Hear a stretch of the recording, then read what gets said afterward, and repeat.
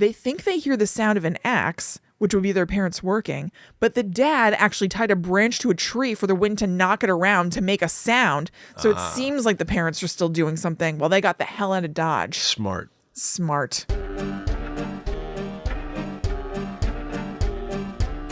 Hello, welcome to Guide to the Unknown. I'm Kristen. And I'm her little brother, William. And this week we are back to cracking open those Grimm's fairy tales. That dusty book, sniffing the book. Yes, which I have right here. Yes. Handy. Long-time Guide to the Unknown listeners will know that as a quote from our mom calling us during a live recording, because the chat was saying sniff the book because old books smell good. And we're talking about some messed up fairy tales. Yes. I was excited for this. I love to read these fairy tales that are purportedly for children, but are very, very frightening or violent or...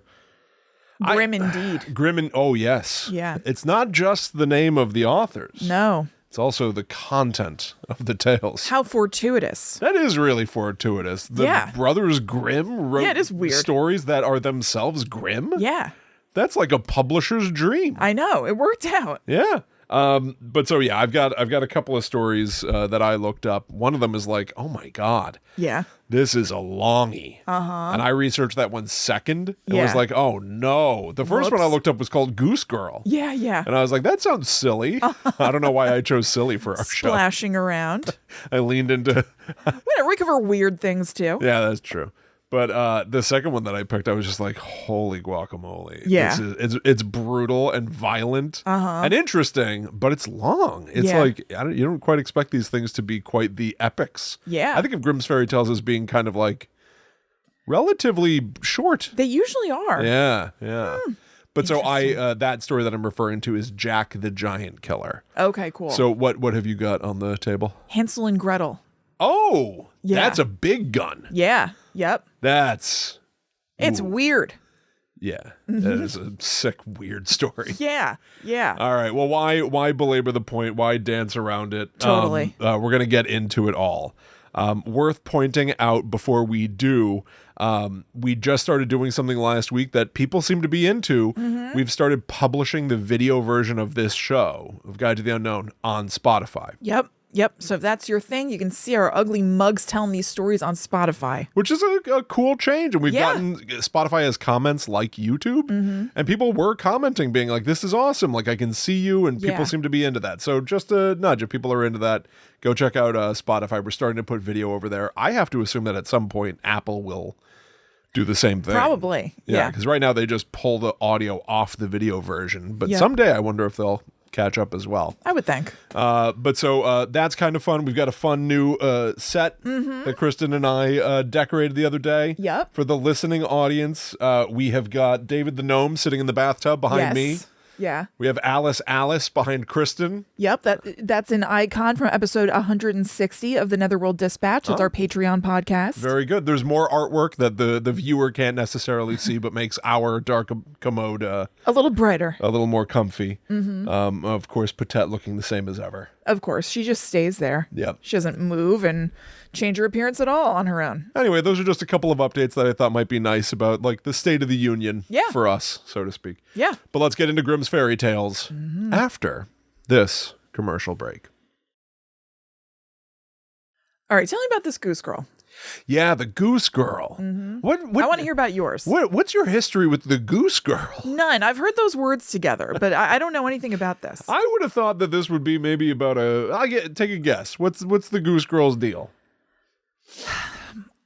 A normal girl who did something and turned into a goose. That's what I thought. Or partially goosey. That's what I was excited for. In fact. Yeah. I was hoping for like half goose. Yeah, exactly. Splashing like her neck gets around. long or something. Yeah, right? Like almost like the Princess and the Frog or whatever. What's that story? I think that's it, right? The Frog Princess. Oh, right. Where it's like you got to kiss this frog and it becomes a prince. Yes. I thought the Goose Girl would be like some dude's like, I got to make out with a what? Oh, who now? To get a wife? Yeah. Okay. There's like no conflict because dudes are weird. Right. But no, Goose Girl's totally different. She takes care of a goose. Oh, okay. Kind of. Oh, okay. Kind of. It's an interesting story. Yeah. It's an old fairy tale. It's a German tale. A princess is going to marry a guy. presumably a prince. Yeah. This being the vague, weird olden days, it's her task to journey to where he lives. Uh-huh. And it's going to be like a long, arduous journey. Okay. Sounds horrible. Yeah, why is she doing this? But so everyone gives, because she is a princess, she's got like all this opulence.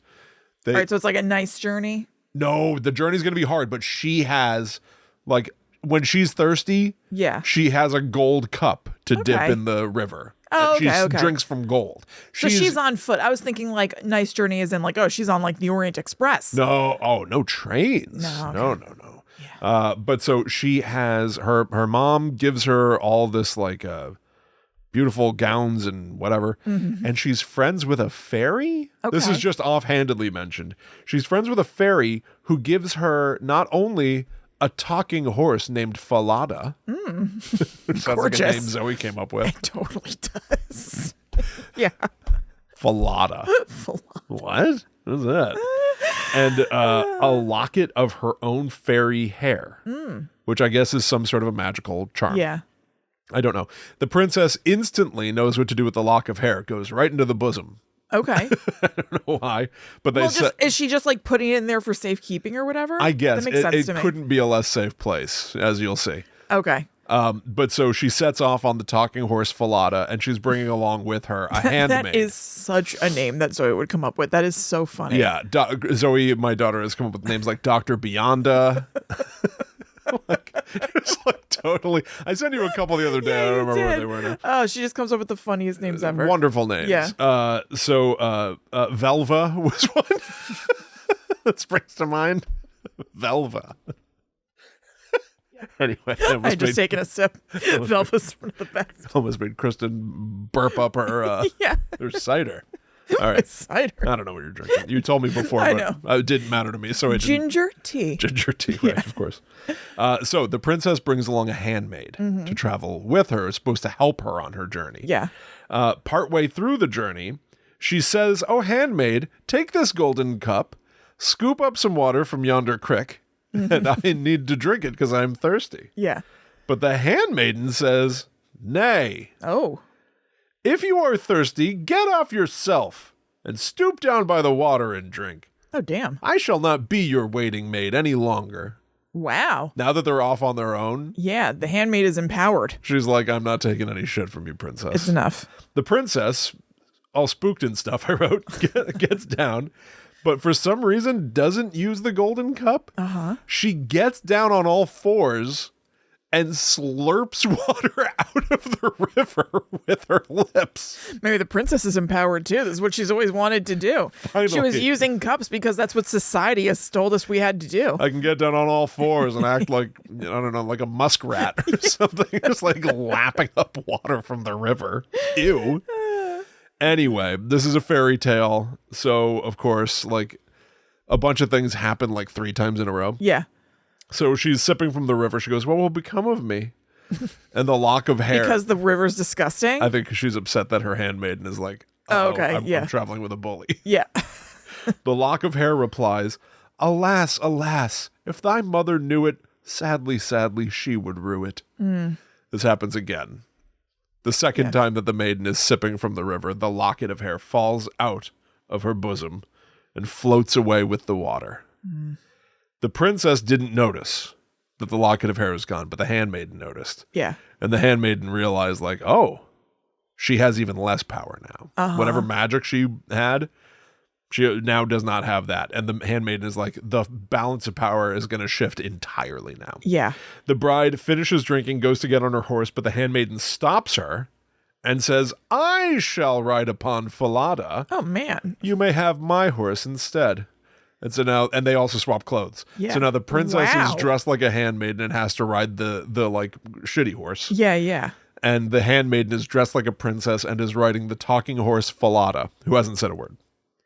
I feel bad for the princess here. I mean, totally. Usually I'm all for, toppling the rich, but the princess hasn't given me any indication that she's mean or anything. No, the handmaiden. If anything, it's, in this story, it's the poor you got to look out for. Yes, exactly. Yikes. Now, quote, "At last, as they drew near," and this is from this book that I'm holding in my hand, by the way, this Grimm's Fairy Tales book from like 100 years ago that I sniffed.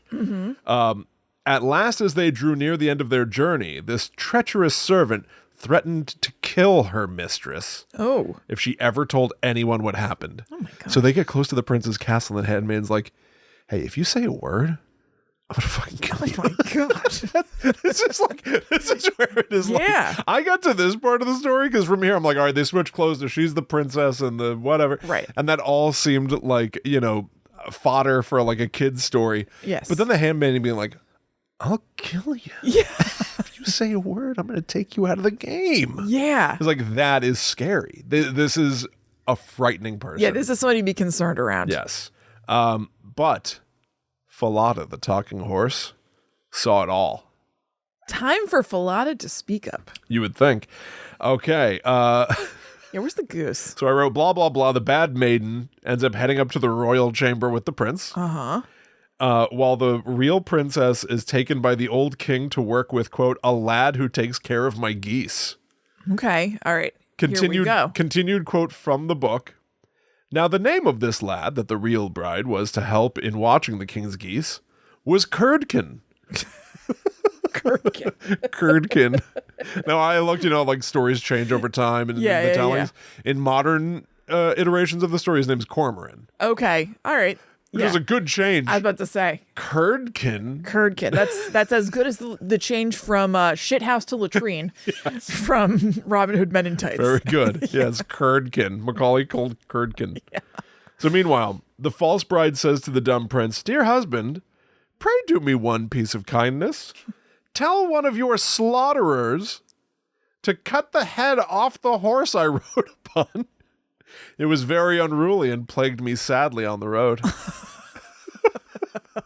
She knows that Falada can talk and she needs to silence that horse. Yeah. He can give up the whole thing, the entire scheme. Yeah, Falada could ruin everything for this broad. Now, I definitely thought it wouldn't happen. Oh, no. The next sentence is, the faithful Falada was killed. Oh. So it's just like instantly this talking horse is totally erased the story. So never even got a chance to talk. No, did it? We just heard about how the horse could this talk. story takes some twists and turns, though. You'll be a little surprised. Okay, if you care. Yeah. You'd have to be invested, I guess, to be surprised. Yeah. Quote, but when the true princess heard of it, she wept and begged the man, the slaughterer, I think, to nail Falada's head against the gates to the city, through which she has to pass every day with the geese? Oh my God. Because there she might see him sometimes. Is that comforting? For her. To see the chopped off head. The Godfather story, that was not a happy ending. That dude had that horse's head in his bed. He wasn't like, oh, there's my horse. No, we all grieve differently. I guess this was sort of a primitive taxidermy. Taxidermy? I'm a taxidermist. Oh, boy. Uh-oh. So the next day, the princess and Curdkin ride by. Boy, power couple. She sees the horse's head on the gate and she says, Falada, Falada, there thou hangest. And the horse's head talks finally. I thought maybe. Bride, bride, there you gangest. I don't know what that means. My God. The horse can talk. It doesn't mean he's good at it. Yeah, like me. I've got no room to make fun of him. Yeah. Alas, alas, if thy mother knew it, sadly, sadly, she would rue it. She talks like the hare. She lost the fairy hare. All right, now it only gets weirder. The princess goes to the meadow. They're supposed to be watching the geese. She goes to sit by the banks of a river, lets her own hair down, which evidently is pure silver. Okay. Introduced in this moment, that her hair is silver. Curdkin sees it glitter in the sun and wants it. The hair. Yeah. He wants to take her hair. Yeah. She knows. So she says out loud, blow, breezes, blow. Let Curdkin's hat go. She conjures a spell that makes the wind blow the hat off Curdkin's head. And he has to run and chase his hat, and it gives her time to comb her hair. Sure. While we're conjuring things, why not conjure a strong enough breeze that it blows Curdkin altogether? Yeah, You know? Send him flying up to the mountains. Because he's going to grab that hat and come right on back. I know, but it takes long enough that she's got her hair curled by then. Curdkin's got some weird weakness. Yeah. Now, again, I fairy don't know tale, this why. happens every day. Yeah, sure. Sure. And they- I don't know why this stops Curdkin that she was able to comb her hair, but He needs that hat. no, why like he comes back, right? Like why did whatever she did to her hair stop him from taking it? That's a great question. It's fine, but I don't know. You'd have to ask the Germans 500 years ago or whatever. So this happens literally every single day, and the story goes ahead and tells us the whole thing. Go out, talk to the horsehead talk back. Go out, look at a goose, do the hair, whisper to the wind. Curdkin chases his hat. I don't know why this dude never just holds onto his hat while she's muttering her spells. Right. Anyway. Or just let it go, because it sounds like the hair is worth a lot. Totally. If you care this much. Sure. Like, buy yourself a new hat. Get a new hat, Curdkin. Yeah. So eventually, this little turd, Turdkin, he goes to the king and says, quote, I cannot have that strange girl help me with the geese any longer. Instead of doing any good, she does nothing but tease me all day long. And he tells the king the whole tale. The king's like, what? So the king, who I guess has nothing better to do, spends his time sneaking around. The king is there next day when they go riding out, and he hears the girl talk to the horsehead. He hears the horsehead talk back. He's there now when she's curling her hair and whispers to the wind, and he watches the wind blow Curdkin's hat away. He sees it all. She's curling her hair? Yeah. Is that what it says in the book? She's like brushing her hair and then putting it back up in braids or something. Okay, that makes more sense. Yeah. Okay. And then, so the king, at the end of the day, pulls her aside and he goes, what is going on? She explains that she can't tell the truth, right? Because she's afraid that she'll be murdered. Yeah. And he says this is weird. In one version of the story, in the version that I read, he's basically like, it's okay, you can tell me. Yeah. In another version of the story, the king says, well, then maybe you could tell the story to the iron stove. Okay. And then she agrees, climbs. Those stories are so weird. It's insane. You just have to accept it, but just like, okay, what? She climbs inside a stove and tells the story about the handmaiden stealing her identity, and the king is just standing outside and can hear it. Yeah, right. It's like a loophole. Yeah. I'm not allowed to tell anyone, so I'll tell it to the stove while I'm inside the stove. It's just and like, you could hear it incidentally. who accepts this logic? Yeah, totally. Right? People were Nuts. stupider. Yeah, I don't know. They're pretty stupid now. That's true. Think about it. People might love this story today. You're right. Yeah. Maybe people love the stove story, the goose girl. So anyway, it's time for justice because now the king knows the whole deal. Yeah. He has the goose girl put in fancy clothes. He invites her to dinner with his son, the prince, and the bride-to-be, the fake princess. She's going to flip. The fake princess is sitting next to her prince, and the goose girl is sitting on the other side. They're all three lined up. Face off. Yes. The old king is holding court, and he tells the story of the goose girl as if it's like a big rumor that he heard, or like a story. He tells it like a fairy tale. He's like, there once was a princess who set out to meet her prince, but the handmaiden stole her identity. He doesn't tell it being like, and I know it's about you three. Right. Yeah. He then wraps the whole thing up with like, and the princess said, I'll kill you. I'll kill your horse. Yeah. Don't you know I'm loco? I'll kill your whole family. So then the king wraps up the story and he says, so, fake princess, what do you think should be done to somebody who would do that to a person? And the handmaiden who stole the identity of the princess puts her foot right in her mouth. She says, quote, nothing better than she should be thrown into a cask, stuck around with sharp nails. So Why would she do this? A cask is like a wine barrel, I think. Yeah. So put into a wine barrel. Like an Iron Maiden. Have nails hammered into it from the outside in. Yeah. And that 2 white horses should be tied to it and should drag it from street to street until she is dead. Why would she do this to herself? She played herself. Yeah, she absolutely did. What a fool. The king bellows, thou art she! Nice. And as thou hast judged thyself, so shall it be done to thee. And they don't get into it, but presumably that happens. It was done to she. It is done to she, and she is put in the cask and dragged from street to street until she is dead. Yeah. Quote, and the young king was then married to his true wife, and they reigned over the kingdom in peace and happiness all their lives, and the good fairy came to see them and restored the faithful Falada to life again. Okay, good. That's like at the 0 hour. Yes, seriously. Repair that. Yeah, why didn't you restore Falada earlier? What was stopping you? Yeah. That felt false. Johnny come lately. That felt like a woke retelling of the story. I bet the original Falada is still I think that was a fair weather fairy. I think you're right about that. She came around when things were good for the princess. I think you're right about that. Now, I did write here that when the king goes, "What do you think should be done, bad princess?" She should have said, "I think we should forgive a person who would do that." Absolutely. And give her money. Riches and jewels. And send her on her way in peace. I say we let her go. And then that's it. Yeah. Because I already told you this other stuff. Right. About the stove, the oven. Yeah. Climb into the stove and how Curdkin becomes Conrad. Curdkin. There was Cormoran. Oh, I was wrong. Oh, yeah, it becomes Conrad. Oh, okay. Where did I get Cormoran from? Well, another sea name. Whatever. It's fine. Yeah. I mostly did the work, I guess. That's all right. I only got part of it wrong. You just gave it a little extra. There you go. So that's the story of the Goose Girl. Not half Wonderful. goose. Yeah. Hardly any goose in the Goose Girl. Hardly any. She just follows a guy who is responsible for the geese. Yeah. But they don't do anything. Yes, this is a mistitled story. I want more goose in my Goose Girl. Absolutely. Yeah, but there you go. Weird. Well, now tell me about Jack. Okay, I'm going to tell you about Jack the Giant Killer. This is the one where I was just like, dude. Yeah. This is a crazy story. Yeah. What do you think Jack the Giant Killer is? Isn't it Jack and the Beanstalk? That's what I thought.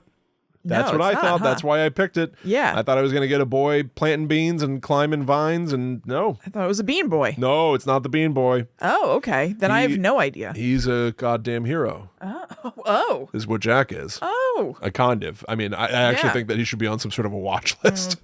But I was curious because I know that Jack is a name that pops up in fairy tales a lot. Yeah. I like it. I have a boy named Jack. Yes. Morgan, Matthew, Mason, and Matthew and Modine. Those are the names of Jiminy Glick's children. A strapping young boy. So Jack, my God. I like that my name is Will. I like that is like a name that pops up in a lot of stories too. And I like that Jack is a similar kind of name. They're maybe very common names, but I like them. They're just like kind of sturdy strong names. Yeah. Yeah. So Kristen's not popping up. If anything, I've worked Kristen into stories where you get killed over and over. Yeah.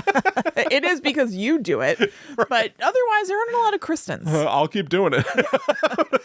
Keep killing you in stories. Great. Thank you. Coming soon, I think. Yes. So I was curious why. Why Jack? There's not a great answer. It's just that apparently, this will somewhat factor into your story. Jack became the English edition of Hans. Oh, okay. They're like the same name or something. It doesn't seem likely. Yeah, but whatever. But that's what I read. But possibly going back to the 1400s, all these Jack stories, or Jack Horner, Jack Be Nimble, Jack Sprat, Jack and Jill, Jack O'Lantern. Yeah, they're just all over the place. Jack is a people's champion in a lot of these stories. He gives an outlet for people who feel wronged by injustice, and he is an achiever, which I like that. Yes. In Jack and his stepdame, this is his stepmother, is wicked. Yeah. This is just an example of a Jack kind of story. Jack uses a variety of magical tools to punish his cruel stepmother, including a spell that causes her to fart whenever she looks angrily at Jack. Hell yeah. You look mad at me, you're going to fart. You freak. He says. Nice. So Jack can be kind, but he can also be kind of rough. Be vengeful. He can kind of be violent and haughty in the tale I'm about to tell you. Jack the Giant Killer. So, Jack, mostly, he just murders a lot of giants in this story. Here's the C word. Not the C word. To say, wow, this really kicks off with a bang. Okay, I'm interested. The first giant's name is Cormoran. That's the C word I was referring to. Sorry. I thought that was maybe why he killed the giant. He makes the C word fart every time. He was being a C word. So Cormoran the giant is 18 feet tall, and he keeps stealing cattle. That's not as big as a giant as I would expect, I have to say. No, me neither. It's just 3 of me standing on our shoulders. Yeah, It's pretty big. I mean, it's huge. Yes, certainly. But not like, I don't know. The giant in Into the Woods was humongous. Exactly. Yeah, it was like 100 feet tall or something. Totally. So I should also mention, this is during the time of King Arthur. Okay. This is like a King Arthur offshoot story. Like when they have those like other Star Wars tales that don't have to do with the main saga. Yeah. Jack is this offshoot. Okay. So Jack is out in the world and he finds out that whoever kills the giant cormorant will get the treasure. Jack has a plan. He digs a pit, covers the pit with sticks and stuff. Then he teases the giant, who says, "I will take you whole and broil you for breakfast." Oh, shit. And then he like instantly falls into the pit. Yeah. Then while he's in the pit, while Cormoran the giant is in the pit, Jack says, "What do you think now of broiling me for your breakfast?" He's all chuffed with himself. Quote, "Then having tantalized the giant for a while, he gave him a most weighty knock with his pickaxe and killed him on the spot." Oh, damn. I was thrown. I know we did this to find the like darkness and violence in the Grimm's fairy tales. I was thrown by some of the violence in these stories. Yeah. He gets the treasure. He becomes kind of famous, but that puts him on the kill list for another giant, Blunderbore. Blunderbore wants revenge for Cormoran. Blunderbore. That's like a name of a Cenobite or something. Yes, absolutely. Blunderbore the Cenobite. Yeah. So Jack is traveling. He's trying to get to Wales or something. He stupidly takes a nap near Blunderbore's house. That's really stupid. Blunderbore's on the loose, right? No, that's talk really about a blunder. Stupid. Yeah. Blunderbore's castle. Blunderbore grabs him and takes him to the mansion to eat him. Blunderbore's mansion is lined with human bones, like on all the floors. Giants eat people, I guess, is to be understood. They kidnap and eat people and steal cattle and lay waste, whatever. Blunderbore locks Jack in an upstairs room. Sure, they of the lay a castle. lot of waste after they eat people. People are only like a third of their size. And now it's time to lay some waste. Yeah. I've eaten and now it's time. So Blunderbore is like, "Oh, I can't wait to eat this little guy." Yeah. He leaves the castle to go get his brother so that they may dine together on Jack's carcass. But when they return, Jack hangs them. Oh. Jack found ropes and then dangles them out a window and gets the ropes right around the giant's necks and throttles them. Quote, when he saw they were black in the face, he slid down the rope and drawing his sword slew them both. So there was like no chill. Right, but also do they say he just did it? Like he didn't have to trick them or anything, he just There's hung no them. cleverness to this. Yeah, he found ropes, tied them into nooses, managed to get them around both their heads, huge. which I feel like would be very hard to do. I feel like it'd be easy for them to stop him, but whatever. I guess, I don't know. It's very violent. This story is so violent. Yeah. This is a time I would not do well in this time. This is like completely accepted and like no way championed and stuff. No, thank you. I'm too docile for this. So anyway, he kills them and then he steals their keys and unlocks rooms that contain fair maidens. He sets them free and he heads back out on his journeys. Now he's sleepy again. Yeah.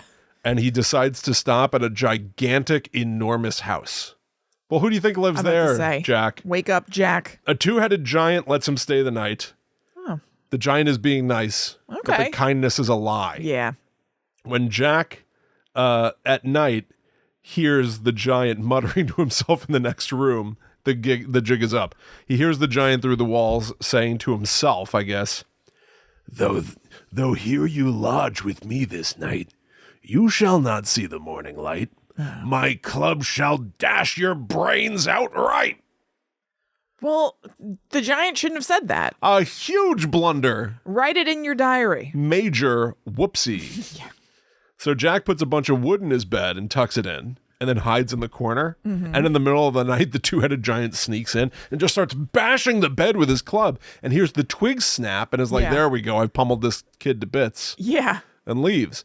But in the morning, Jack just walks out of the room and like yawns like, good morning, giant. And the giant is pretending to be friendly again, but is like confused. Yeah. It's like, I thought I crushed you in the night. So the giant says, "How have you rested?" Playing it cool. "Did you not feel anything in the night?" Jack's response, "No, nothing but a rat, which gave me 2 or 3 slaps with her tail." He's saying you're weak. Yeah, totally. You're a weakling, and it felt like a rat. Well, that sounds horrible. Yeah. It felt like a rat. The only thing that happened in the night, a rat started whipping me with its tail. That also sounds awful. Horrible. The giant makes Jack breakfast. 4 gallons of hasty pudding. Which I thought was a brand, but I guess is a type of pudding. I couldn't believe that hasty pudding appeared in this, like, the only thing I know about hasty pudding is that, like, Harvard prize or whatever. I know, they love that pudding award or whatever. Yeah. So for Jack's next clever trick, he slips a leather bag under his coat and pours some of the pudding into it. Ew, pudding in a bag? Putting it in a bag. That sounds like a commercial. Ew, I know a 90s commercial. Yeah. Ew, pudding in a bag? Or an Gross out your dad. An SNL skit. Yeah, you're Or right. something. Pudding in a bag. Although, there's like some place in the country where they sell milk in a bag. Oh, sure. Like you'll see pictures. I guess. Well, I'm imagining pudding in a bag as like some sort of a bagpipe. Like you put a tube in your mouth and then you fart the pudding bag under your arm. You flap your arm and it shunts pudding up into your mouth so that you can snack. I mean, right? Yeah. You were picturing this too, right? Yeah, totally. Yeah, I guess it could be a Go-Gurt. Should we bring it to market? A Go-Gurt Mama Chia situation. Seen those Mama Chia packs? Mama Chia. Mama Chia. Mama Chia. That sounds good. It's like a chia snack in like a pack that you squeeze. So I guess pudding in a bag isn't as ridiculous as I thought originally. Ooh, Mama Chia. I gotta get me one of those. What's that song? It's like, oh, Mama Chia, Mama Chia. Oh, Mama Chia, Mama Chia. Oh, what is that? You used to play at the salon all the time. It's Santana. Oh. Yeah. It's like Maria. Yeah. Yes. I thought you were doing the Macarena. Oh yeah. Mama Chia. Mama Chia. Squeeze on the bag and ooh, Mama Chia. Get some extra Mama Chia. Hey, Mama Chia. All right. Yeah. Nope. It was Santana. All right. Good God. All right. So he's got a pudding bag. Yeah. Jack's clever ruse. He stabs himself in the gut right in front of the giant, and the pudding spills out. Wait. He hides the bag under his clothes. Right. And then he shows the giant that he's going to stab himself, but he's stabbing the pudding bag. But why did he do that? Because it's a clever idea, Kristen. Okay. The giant, who I guess is all of a sudden named Her, goes, like Herr? Hur. Okay. Her can do that trick herself. He takes the knife, cuts into his own stomach, but his own guts just fall out and he dies. Wow, it was a good trick. Well, what a clever boy am I. Apparently he was. Jack must think. I know. This is crazy. Yeah. All right, slight detour. Yeah, go ahead. King Arthur's son enters the story. He's a nice boy. Mm-hmm. He's traveling around. He goes to a town. I think he's just in Wales. He sees a crowd of people around a dead body. And he's like, what are you guys doing? And they say, well, they arrested this corpse. Of dead body. Because he owed so much money. So, like, they arrested a dead guy. Seems like a waste of taxpayer coins. This is like a waste of effort, a waste of time. Yeah. So the world was a ludicrous place. Yes. So King Arthur's son gives away like all his money to pay the debtors and be like, just bury the guy. Oh, that was nice. It was very nice. He seems like a nice guy. Yeah. So nice that Jack likes this King Arthur's son guy, likes the cut of his jib, and says, I'll travel with you. I'll be your servant. Oh. Jack is now the servant to King Arthur's son all of a sudden. Okay. His first job, find a place to stay for the night because they don't have any money anymore. Yeah. This is confusing as hell. Okay. Jack says, I have an uncle that lives within 2 miles. He's a huge and monstrous giant with 3 heads. Okay. That's a direct quote. Great. King Arthur's boy is worried that the giant will eat them, but Jack has a plan. He goes to the giant, knocks on the door. The giant says, who's there? Jack says, well, none but your poor cousin, Jack. Dear uncle, heavy news. He keeps calling him uncle and cousin interchangeably. What? I don't know. I was reading this. I was like, I think I gotta do something else for a while. Yeah, I could not keep up with this. Totally, I understand. When you're saying that your cousin is your uncle and your uncle is your cousin and your uncle's a giant, but you've been killing giants. I know. How about some sympathy for the giants, dude? Yeah. Anyway. Yeah, you're just seeking them out and killing them. It's so confusing. So he tells the giant, hey, a bunch of people are coming to kill you. So the giant goes, oh my God, thank you for alerting me. I'll hide. You lock me into the dungeon downstairs. Okay. to protect me, the giant. And enjoy my home. Yes. So Jack and King Arthur's son sleep upstairs while the giant trembles inside the vaults underground for no good reason. And in the morning, Jack unlocks the giant, who's like, "Thank you so much." It's like pathetic. It's like not kind. No. He's like, "In exchange, I want some of the crap you've got in your house. You got like a shitty pair of boots and like an old hat." And the giant goes, No. Those things are treasures. That hat is a cap of knowledge. It'll tell you anything you want to know. Those boots are boots of swiftness. They can make you run faster than anything else. The sword, the shitty sword, is a sword that can cut through anything. And there's a coat that makes you invisible. Because you've done me the kindness of locking me in my vault overnight. Take all those treasures. And so he does. Now, the next adventure, they go to a lady's house, King Arthur and Jack. This story won't end. Thankfully, this next part's pretty cool. Yeah. They go to a lady's house. King Arthur's son, or whatever, I forgot what he said he was. He likes the lady. Okay. All right? Lady, they're eating dinner. She wipes her mouth with a napkin or a handkerchief. And then she shoves it into her bosom. See, more bosom mode, I told you. Well, yeah, if you don't have pockets, like that's where I would put something. Okay, fair enough. She tells the prince, "Now, you must show me this very handkerchief tomorrow morning, or I will cut off your head." Wait. So she's saying, like, come in and get it? Is that the deal? That's what you would think. But then she goes to bed. And he's like, "Oh my God, I'm going to get my head cut off." Well, the only way he can show it to her is if he... Yeah. Yeah. So is she being saucy? Go make out. I don't think so, because this is a challenge of some sort. Thank God that Jack is here, because King Arthur would not figure this out. Yeah. That hat he got tells him, follow the lady. She's going to sneak out tonight. Oh, okay. Jack follows the lady when she sneaks out and follows her to, quote, the place of the demon. Oh. She is in league with a devil. She is bewitched by a devil, this lady. Oh, okay.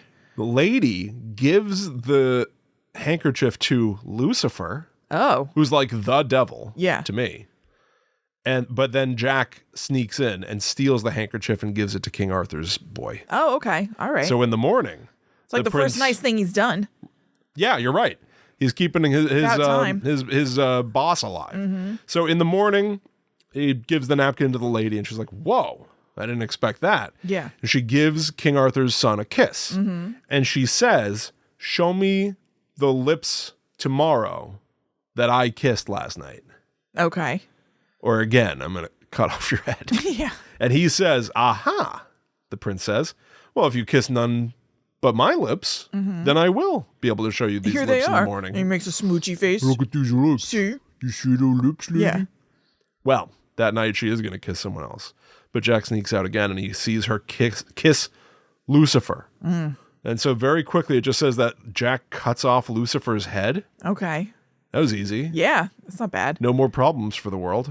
He does these things very swiftly. I guess. He gives the head to the prince, who shows it to the lady in the morning. And showing her the head of the demon breaks the spell that it had over her or something. Quote, "They were married the next morning and soon after went to the court of King Arthur, where Jack, for his many exploits, was made one of the knights of the Round Table." Wow. So this has all been an origin story that Jack would be coming out of the Round Table. Yeah. Sounds like a happy ending. It's probably the end, right? Wrong. Now this is where I'm like, this is where I realize that these fairy tales, Good Kristen, God. these are like bedtime stories and stuff, right? I guess. Like this is like they didn't have Plex. Right. Of course, our favorite streaming service. Shubi or didn't have Tubi. Yeah. So you would have a kid that was like, "Tell me a story, Papa." And then he got to this point where he was like, and he became a knight of the Round Table. And then looked down and saw that his kid was still wide awake. It's like, oh, shit. Yeah, gotta keep going. Okay, have a good night. Yeah. Honey, sleep tight. And they're like, "Tell me more." It's like, oh my God. So the story continues. Thankfully, it's kind of interesting. Yeah. It just says, this is how you can tell that this is a story that's just living on too long. Yeah. It just says, quote, "Jack soon went searching for giants again." Okay. This is totally the move of like, well, I'm out of stuff. There's no arc anymore or anything. So he's just going to do it more. Yeah, right. Okay.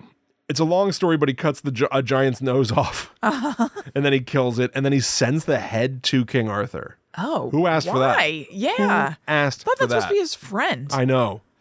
Then there's a new giant named Thunderdell, the two-headed giant. He wants revenge. Thunderdell. At a castle, Jack rigs a bridge over a moat so that it'll collapse under the giant's weight. Obviously, Thunderdell, he shows up, but Jack's invisible because of the coat. So the giant says the classic line. He says, "Fee, fi, fo, fum, I smell the blood of an Englishman. Be Finally. I know. I didn't realize I was waiting for it, but I was. You know that line. Everyone Yes. knows that line. Apparently, it comes from here, from Jack the Giant Killer. Fee, fi, fo, fum, I smell the blood of an Englishman. Be he alive or be he dead, I'll grind his bones to make me bread." Mm-hmm. And then Jack says... The bread's going to suck, by the way, but go ahead. You know that line. That's like a very famous line, right? No one knows this line. Jack's retort. All right, Are you ready for Jack's retort? Sayest thou so? Then thou art a monstrous miller indeed. Wow, zinger.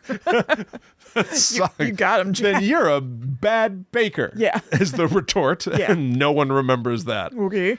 And then the giant says, "Art thou that villain who killed my kinsman? Then I will tear thee with my teeth, suck thy blood, and grind thy bones to powder." Yikes. Also very powerful. Jack's retort, Yeah. "You'll have to catch me first." This is where I just picture a boy with a cookie-eating grin. Yeah, absolutely. He runs across the bridge. The giant chases him. The bridge cracks under his weight. He falls in the moat. Jack cuts off his head and again sends it to King Arthur, who at this point must be like, who's sending these? Yeah, what am I supposed to do with these? I'm supposed to do all these heads. I bet he knows it's Jack, Yes. but, you know. All right, it's time for the final giant, Galagantua. Ooh, I like that name. There's a whole thing where an old man says, "Oh, there's another giant. He's been stealing people, turning them into beasts. But maybe you, Jack, can handle it."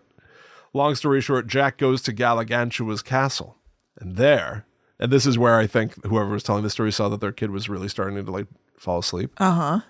This is how the story ends. Yeah. When he gets to the castle, forget all these ruses and clever plans. He finds a golden trumpet.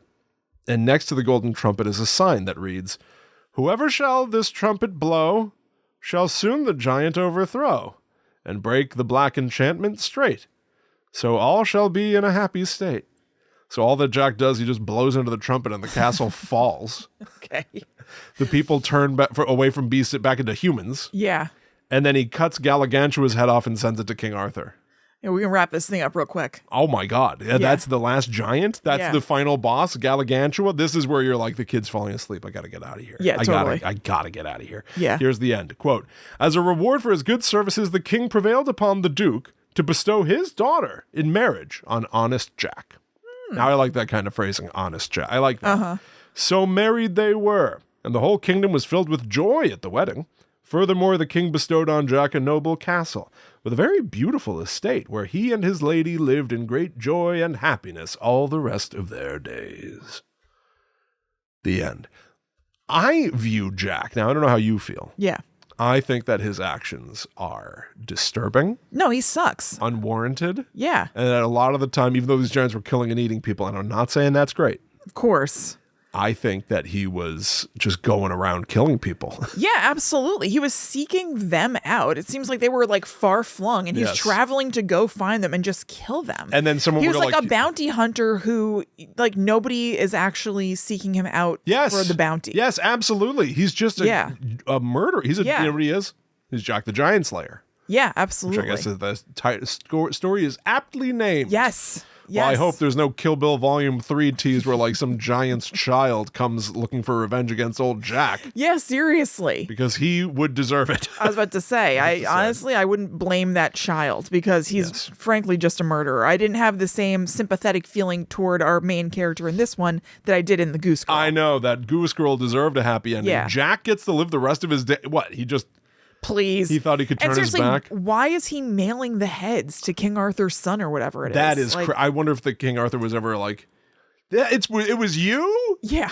I've got all these giant heads. No, of course he knows it's him. Who else would it be? It's got to be. Who's it going to be? Yeah. Jack. Yeah, Jack the flower sniffer or Jack the giant slayer? Who's been sending me the skulls of giants? I think it's the latter. All right, well, anyway, the last words I wrote were now go to bed. This story totally reads like somebody being like, and then there were more adventures. Oh, yeah. Oh, my God. Yes. It's hard to believe why some of these stories don't stay in vogue. Yeah, absolutely. I can see, obviously there's DNA here that got kind of transmuted into Jack and the Beanstalk. And I can see they're good edits. Yes. Well, I think Jack and the Beanstalk might be a separate story. But it's also about a Jack and a giant, but there's no bean in this. No, but like I'll grind his bones to make my bread and stuff. But I don't know. Yeah, I'm not sure. What? You got so serious. I don't know. Well, because these stories poach from each other, but I don't know if that means that like this became Jack and the Beanstalk, or did Jack and the Bean just maybe it doesn't even contain that line. Yeah, I don't know. We will find out one day, but those are my stories. Maybe. Yeah. I don't know. But okay. We may. All right. So we're going to pause here to tell you all about patreon.com/GTTUpod. Yep, that is where you can go to get our second weekly podcast, The Netherworld Dispatch, which comes out every single Monday. Yes, it does. Yep. We have a number of different tiers you can check out. You can see what works for you. The Demon tier is the one you can join to get all of the episodes, and that is our most popular tier by far. Yeah, it really, really is, which is wonderful. It is the tier that gets you access to The Netherworld Dispatch, which is our second podcast, every single week. Yeah. Did you just say that? Yep. I'm sorry. I was trying to line up. That's okay. I was doing these things and I had to tune out. Yeah, that's okay. I apologize. That's okay. But yes, so the Netherworld Dispatch, we've got the latest episode, which is Frightful Faces Beyond Belief. Kristen and I like to watch the show Beyond Belief, Fact or Fiction, and try to figure out what's going on in the stories. Oh, yeah. We've got a clip, as usual, as of late.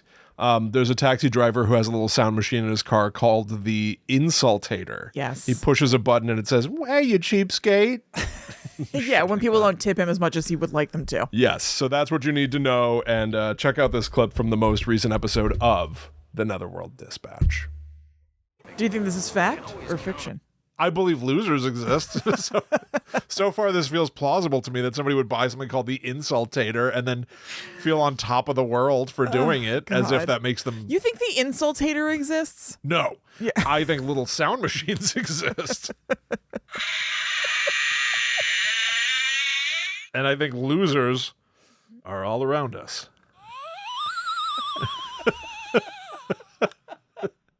Maybe hanging out right in front of your nose. What the hell? Did you try to hit something that's nose-ish? The way you said it, I thought it was going to be like a sneeze or something. No, I can't really make out the symbols on this little doohickey.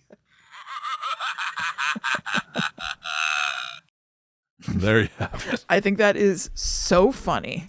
I think that losers exist, and I think they're all around us, or whatever you said. It is true. Yeah. So go check that out. That's the most recent episode of The Netherworld Dispatch, Frightful Faces Beyond Belief. Some of the stories in that episode are so outlandishly dumb. It's crazy. It's one of the most bonkers episodes of Beyond Belief, Fact or Fiction, for sure. It really, truly is. So go check that out.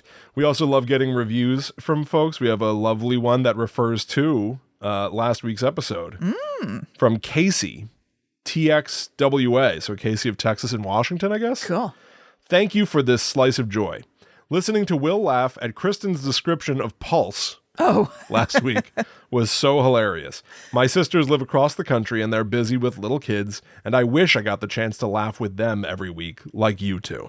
I'm so happy for you both. Thank you for sharing your relationship with us through this silly, creepy, cozy podcast. We all need pockets of joy like this in our lives right now.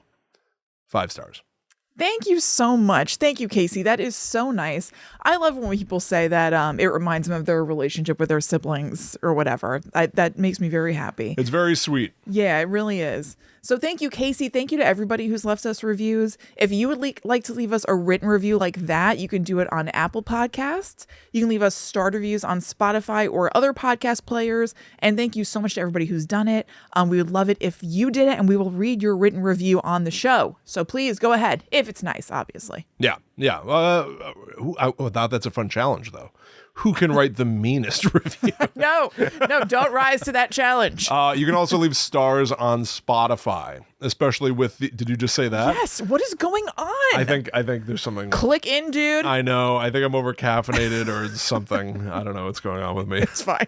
But especially now that we have like the video feed over there, that feels like there's a good opportunity to maybe get a Spotify push and try to boost those stars. Yes. Yes. All right. Now, what else do you want to say that I'll repeat a moment later? I think just that some other things that you get when you join Patreon are that you get the ad-free feed of Guides the Unknown. Also, something that we never really mention, or we haven't in a really long time, is that you get this uncut version of the video version of the show, because we talk to the live chat before the show starts and after for a little while. It's not super long. It's like, 10 minutes, 15 minutes in the beginning and a little bit at the end. But that doesn't go out publicly. Only people on Patreon get that. So you might be interested in that. Yeah, that's good. Actually, another perk on the Patreon is that because we record live, we do like a mini pre-show with people. William. You caught me. You devil. My wry joke. Uh-huh. What a jokester. All right. So we're going to do a commercial break and come back and talk about Hansel and Gretel. Join us. We're back. All right, William, what's your history with Hansel and Gretel? How much do you love them? Have you eaten a little bit of a house? Oh, sure. I'm the one who snuffed up all those breadcrumbs. Behind them. Yeah. Free bread. I know the Hansel and Gretel story. It's very, very famous. Yeah. Saw the Oz Perkins Gretel and Hansel movie and remember liking that. Yep, we saw it together. Sure. Mm-hmm. Yeah, I mean, same. There's not much it's more just to it.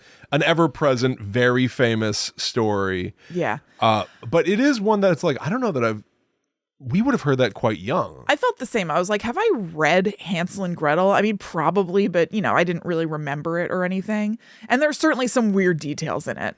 Sure. That are now, like, I don't think visiting. Zoe knows it, and she's almost 5. Yeah, right. Like, wouldn't this be want the her age-ish? to know that it's too scary. Or is it?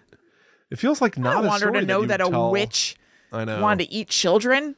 I know, but at what age would you learn this story? Yeah, I don't know. I mean, I think that I learned it pretty young, and you probably did too, because of Shelley Duvall's Fairy Tale Theater. Maybe, yeah. And there's not really a thing like that right now. Right. I went and found the episode of Shelley Duvall's Fairy Tale Theater that was the Hansel and Gretel one. I didn't watch the entire thing, but it is weird. Joan Collins plays the witch. Oh. She also plays the mean stepmother in the beginning, and she's really hamming it up.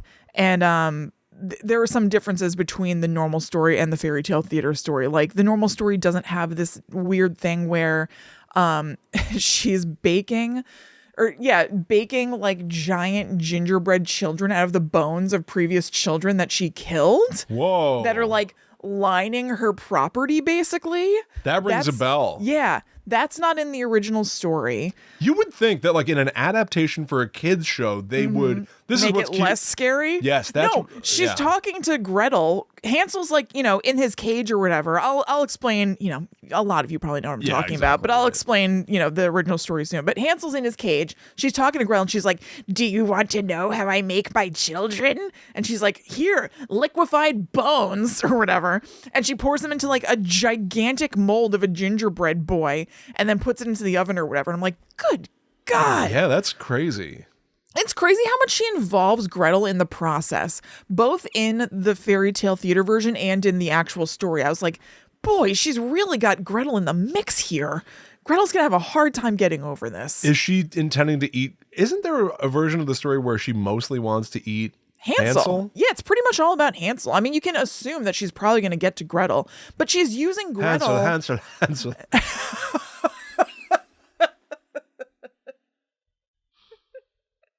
That's the second. You made a Zoolander joke earlier, too. What was it? I can't remember what it was. You did, though. I can't remember. I don't know. Oh, well. But yeah, no, I think she's just using Gretel kind of as her little assistant, like her little stooge to prepare Hansel. Like a pupil. She wants to like impart her ways onto a student. Not exactly. No? I think she's just using her as an extra set of hands, and she just likes to hear herself talk. She's just being like, "Oh, here's what I'm doing." and then like she'll eventually get to Gretel, I would think. Yeah, I don't know. I guess I don't know. Interesting. But yeah, there are all these like gingerbread like people around the house or whatever, and then you find out that these are actually gingerbread children that she baked. And then when Gretel kills the witch, she turns into a gingerbread witch, and all the gingerbread boys and girls turn back into their human form. And they're like, yay! Oh. And they're released.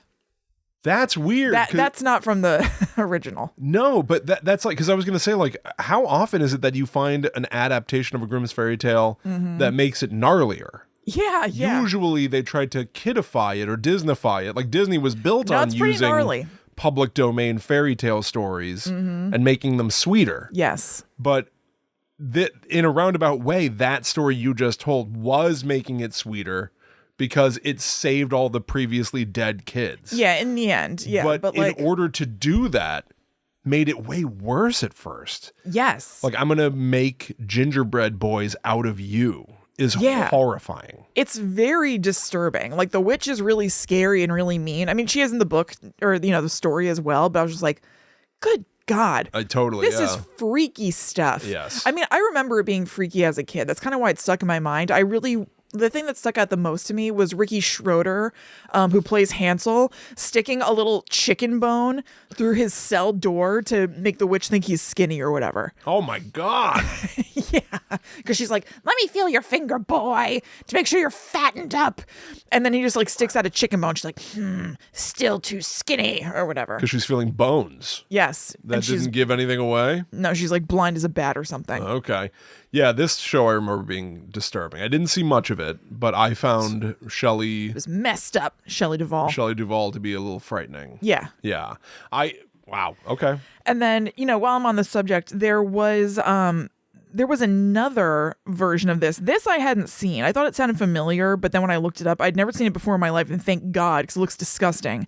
It's a Cloris Leachman straight-to-video Hansel and Gretel. Nope. It looks like it would make you feel even worse than fairy tale theater. There was a picture of Hansel in a giant hanging cage like a bird, and it looks like she was feeding him like a big hard-boiled egg or something. And I was like, oh, God, I'm hating this. I was really fading by this point. Like, I'd watched a bunch of, like, emotionally fading. I'd watched a bunch of the clips. Like, I'd fast-forwarded through fairy tale theater. I was like, oh, gross. By the time I saw this, and I don't think it's a hard-boiled egg, but it looked like a hard-boiled egg. I was like, I'm starting to feel sick.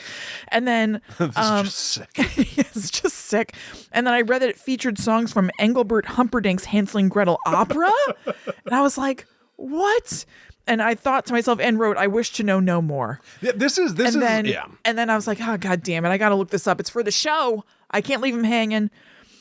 There's the Engelbert Humperdinck that we all know. Of course. I've heard those words together. Some sort of old singer or whatever. Engelbert Humperdinck. Yes. But there's also an 1800s composer. Whoop. Hold on.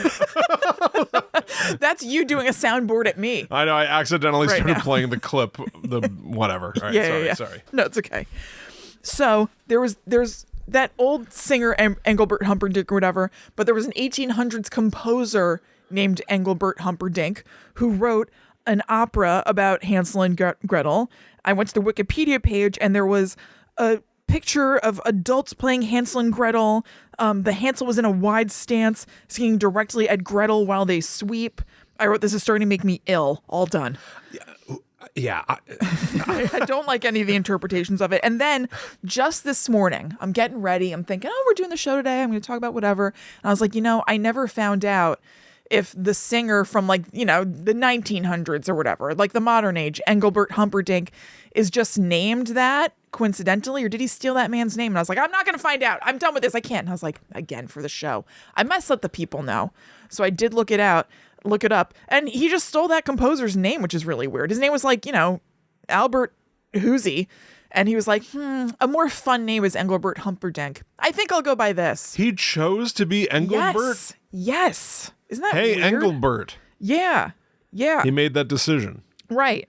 Yes, very strange. Okay. So whatever. So it's time for a third Engelbert Humperdinck then. Yeah, I guess it's time. Right? Yeah. Mm-hmm. But that we won't get to today. Today we'll get to the story of Hansel and Gretel proper now. Okay. All right. So it opens with a woodcutter and his wife in bed. Pillow talk. There's a famine going on, and he's like, I don't know how we're all going to be able to continue to eat. And the wife is like, man, do you know what? This made me laugh out loud. That's literally what's in the story. Because it's like, man, do you know what? She just calls her husband man. And he calls her woman. He eventually answers back, woman, blah, blah, blah. So it's just the way they were referring to each other, and obviously not modern slang, but still. Hungry. Yeah. Yeah. Woman. So anyway, she's like, you know what? Tomorrow, let's bring the kids deep into the woods with some bread, make a little fire for them, then go off to do our work like usual, which is like gathering and chopping wood. But this time we just leave them there. The dad is like, what? But she's like, we can either all starve because there's not enough to go around, or you and I can live. The choice is yours. And he goes with it. So there are versions of the story where she is their mother, and there are versions of the story where she's the stepmother. Right. I've chosen to go forward calling her their mother. Yes, I think the stepmother thing we found out was because it eased the blow of a mother wanting to do this to her children. That's what then became the cliche of stepmothers being evil. Right. It was to lessen how horrendous it would be for your mother to act this way, which is interesting. Yeah, totally. Yeah. In the version that I read, which is linked in the show notes, it just kind of says like there's a man and a woman and whatever, and it doesn't really go either way. Right. But I chose to go with mother. Sure. So they don't realize that the kids can hear them. Gretel starts crying and is like, we're done for. But Hansel goes, don't worry, Gretel, sleep well. God will not forsake us. He's got a plan. So he creeps outside while the grown-ups go to sleep and fills his pockets with white pebbles, then goes to sleep. So the next day, the whole family does go out in the woods. They're like, ugh, Hansel, why do you keep looking back, you weirdo, as you walk? And he's like, I'm looking back at my cat. But he's actually just dropping those shiny pebbles behind him as he walks, laying a path back to the house. So then, as planned, the grown-ups are like, why don't we make a fire and you guys chill out? And then they ditch the kids. The kids sit by the fire, they eat the bread, and it starts getting dark. They think they hear the sound of an axe, which would be their parents working, but the dad actually tied a branch to a tree for the wind to knock it around to make a sound. So it seems like the parents are still doing something while they got the hell out of Dodge. Smart, but evil. But because Hansel had put down those pebbles, they follow them back to the house where the mom was like, you wicked kids, why'd you stay out there so long? We were worried about you. We're glad you're here and alive. Yeah. The dad seems genuinely thrilled because he wasn't really into the plan. Yeah, right, yeah, sure. But you went along with it. And you tied a branch to a tree so that the story specifically says the dad tied a branch to a tree. Tell it to the judge. Absolutely. This whole thing is like, oh, the mom was so mean. The dad the whole time. This happens multiple times where it's like the dad is relieved. Right. Well, you should have stopped it then, buddy. Yeah. So things are all right for a while, but before long, the mom again is like, we can't go on like this. We're starving. We got to get rid of the kids. And the dad's like, fine. Hansel and Gretel hear it again, and Hansel's going to go out and get the pebbles again, but the mom has locked the door because she's on to him. And he's like, don't worry, Gretel. God will help us. So in the morning, they all go out again. Same deal. The parents give the kids some bread to eat by the fire. And this time, Hansel crumbles up little bits of bread to lay a trail because he doesn't have those pebbles. I have to tell you, in my imagination, whenever I hear this story, I always picture them as like croutons. Oh, yeah. But I don't know... Yes, I know, me too. I picture, because I think that like maybe in modern iterations, I think that they have said breadcrumbs, that he has breadcrumbs. Right, yes. But this said that they gave them like a hunk of bread. A hunk of bread, yeah. And that they pick off pieces of the bread. Right. It would be weird for it to be breadcrumbs, like that you would put like, chicken into. Yeah. Roll it with some egg and flour. No, but I've always that would just be a little dusty pile. I've always thought of like croutons too. I know, but that would be weird to have like perfectly toasted crouton. And also, I would never be able to resist them. I know. Yeah, that's what I'm saying. I would be the one who's eating them. Yeah, I wouldn't lay the trail because I'd be like, damn it, I ate Hans too is like, many. I've got a good plan. These croutons will be behind us, and he doesn't notice that Gretel is. Yeah. Gretel, did you eat all the croutons? Must have been the birds. I would even know that was the plan, but I'd just like, well, I'll just have a couple of them. And before I knew it, they're all gone. Yep. So, he keeps looking back again, and the parents are like, what are you doing? And he's like, I'm looking at my pigeon this time. Duh. You idiots. Weak. Yeah. Weak lie. It's very weak. So the whole routine happens again. The parents build a fire and ditch them. But this time at night, when Hansel and Gretel go to follow the trail back home, they find out that effing birds ate all the breadcrumbs. Yeah. Or was it Gretel? Right. The betrayal of the pigeon. So... Betrayal of the pigeon. It's like the subtitle to the story. Yeah. Hansel and Gretel, betrayal of the pigeon. the second tale of the Hansel and Gretel saga. Yeah. So they just walk aimlessly in the woods for 3 days, eating berries from the ground. I hope they're berries. Oh, dear God. Please I found let a them be neat little berries. pile of berries. Eating pine cones from the ground. Oh, my God. It's a pine cone. It's worthless. Oh, God. Until they hit it. A little house built entirely from bread with a roof made of cake, and the windows were made of clear sugar. So they start helping themselves to a good meal, as Hansel says, until they hear a gentle voice say, "Nibble, nibble, little mouse, who is nibbling at my house?" They reply, weirdly, the wind, the heavenly child." What? What? What do you mean? It's not going to help you. No, and Sound also, like a little creep. what do you mean the wind and then the heavenly child? It just doesn't make any sense to me. So tender and mild. Yeah, right. But they also just keep eating, undaunted, until after a while the door opens and a woman as old as the hills comes creeping out. The kids are so scared they drop the food in their hands, but she's like, "Oh my God, don't worry about it. Come on in." And has them come in where she gives them more normal food than house food. She gives them like pancakes and stuff. But guess what? They don't know it yet. But we're told as the reader that the witch was only pretending to be friendly. She had built a house of bread specifically to lure children.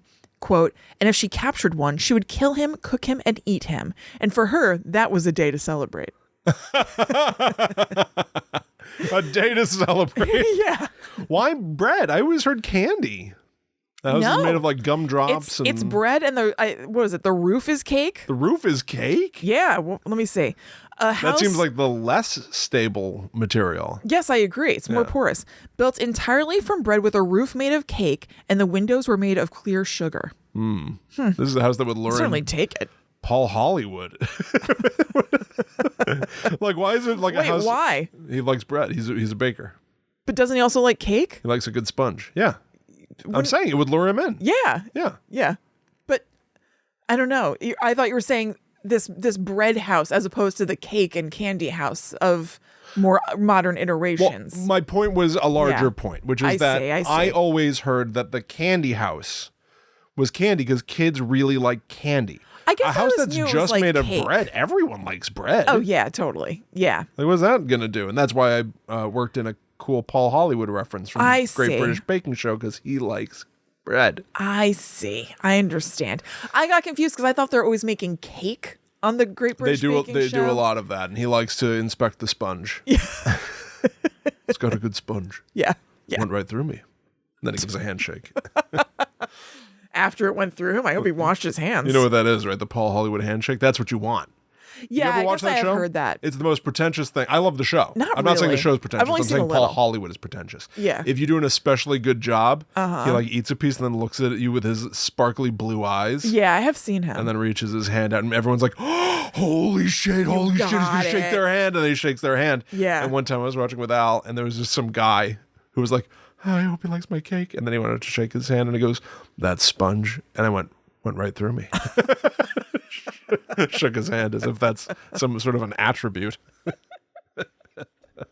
That's an accolade that you want to win. Oh my God. We're also told that witches have red eyes and cannot see very far, but they have a sense of smell like animals and know when humans are approaching. Okay. Whoa. Cool. So the next day, she sees them still sleeping in bed in the morning, lying there so peacefully with their full red cheeks. They will be a good mouthful, she mumbled to herself. Yikes. Oh, I know. A mouthful of cheeks. I know. Which cheeks, by the way? Yikes. Oh my God. Doesn't specify. No. Playtime is over. She grabs Hansel and puts him in a cage and says to Gretel, wake up, lazy bones. Time to cook stuff for your brother and fatten him up so I can eat him. Gretel is devastated, but she has to obey the witch, so now Hansel's eaten good in the neighborhood, but she only gets crayfish shells to eat. What? Yes. Why? I don't know, because the witch doesn't care about her. She just needs to keep her like barely alive to be her little assistant, but she wants to fatten Hansel up. Every day, the witch is like, Hansel, let me feel your finger to see if you're properly fattened up. But he knows the old bat is as blind as one. So he just keeps sticking a chicken bone through the cage so he seems skinny. He knows the old bat is as blind as one. Yes. Inspired. Thank you. So she's had enough of it one day, and she's like, I'm just eating this bitch, skinny or not. And she's really involving Gretel in the process. So she's like, okay, I've already kneaded the dough. Okay, you've got the water to boil him. And at one point, Gretel is crying, and the witch says, save your slobbering.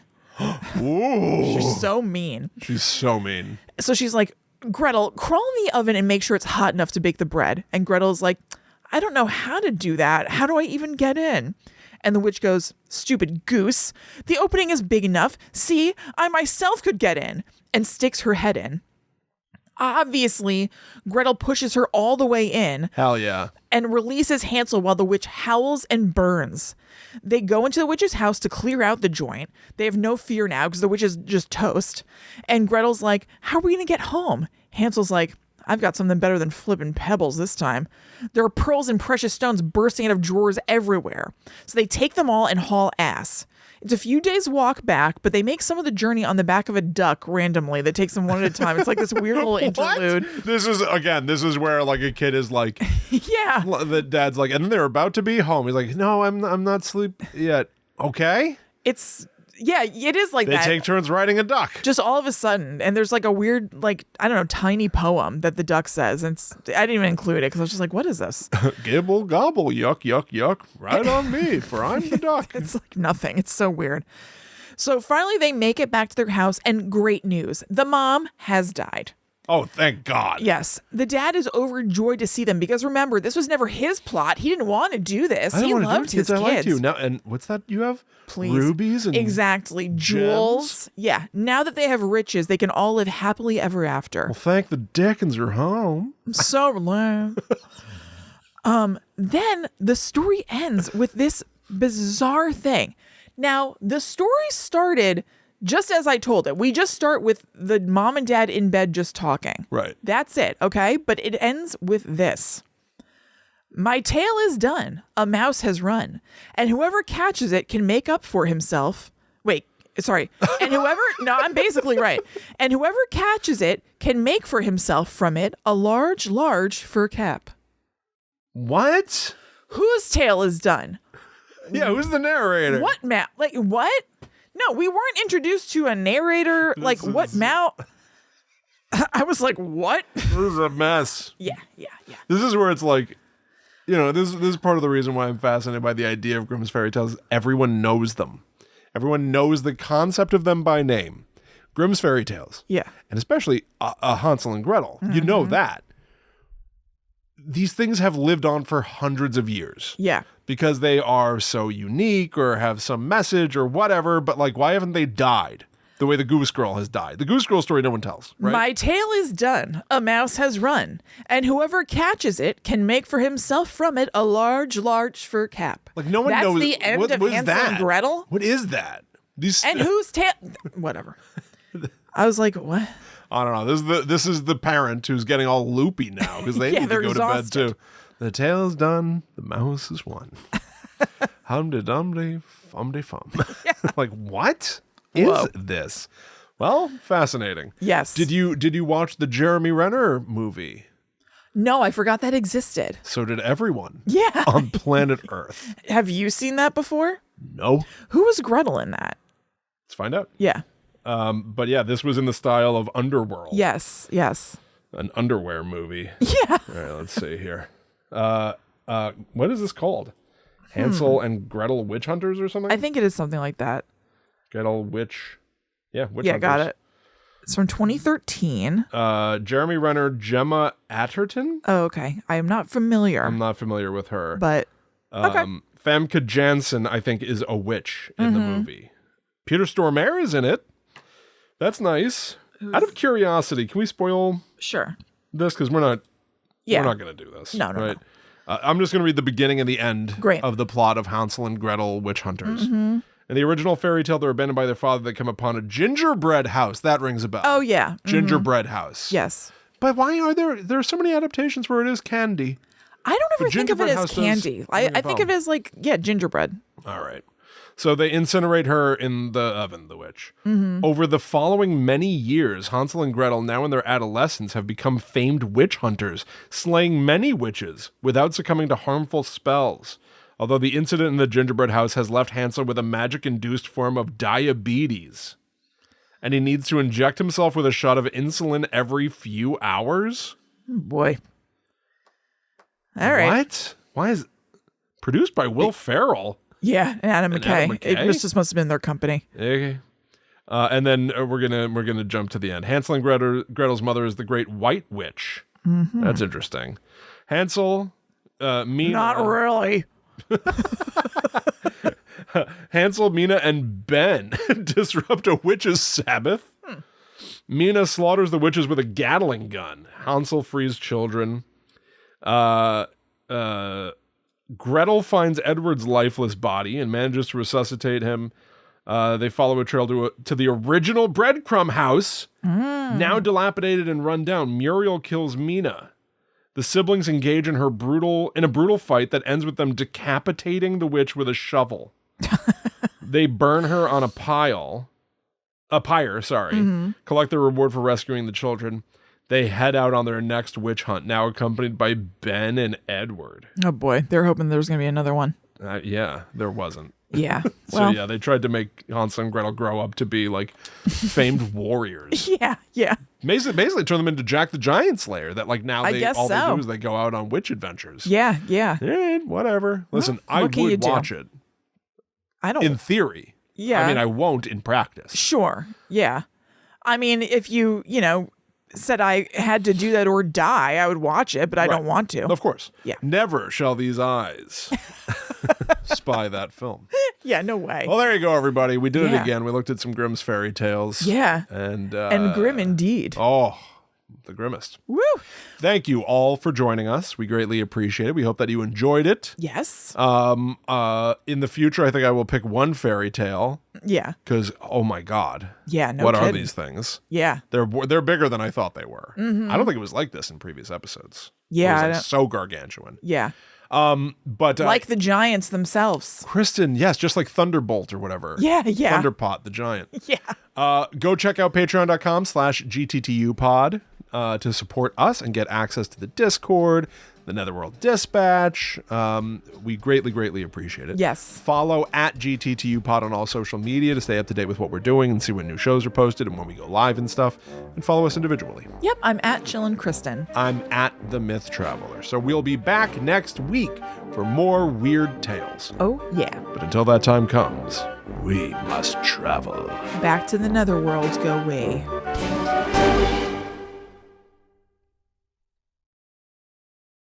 Over the river and through the wood, to grandmother's house we go. That's like a trailer line from the Hansel and Gretel sequel. What was it? Betrayal of the Pigeon or whatever? Yeah. For your movie. Yes. Betrayal of the Pigeon. Over the, what is it? Over the river and through the woods, to grandmother's house we go. The Christmas song, I think, right? To the horse kick- knows the way to carry the sleigh through the white and drifted snow. And then so wait, say the line again. Say your cool line again. Over the river and through the wood, to grandmother's house we go. To kick her stupid ass. Boom. The new Hansel and Gretel. It's us. Betrayal of the pigeon. Instantly killed by the witch. Yeah, oh, definitely. Yeah. Oh, she'd make a meal of me, boy. Oh, me too. I'd be like, oh, heavens to Betsy, you gotta feed me more, witch. She's like, no, you're ready. We're good to go You're here. ready. I can get a mouthful of cheek from you right now. They would just, she could just put us in cages and then just capture more children to help her prepare us or whatever. Oh, totally. There's going to need a whole fleet. Yeah.